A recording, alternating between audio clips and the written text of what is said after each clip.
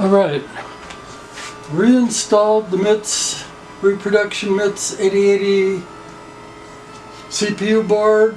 Got an FDC Plus, a couple of 882 SIOs, and a ZAltair 2 board. Power on. There's the reset. Examine FF00 on the FDC board. Run. That looks normal.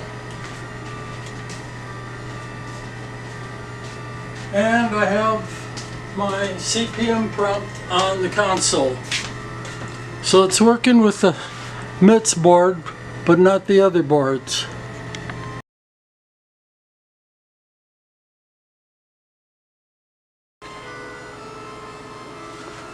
Okay, now we got the Cromemco ZPU in there,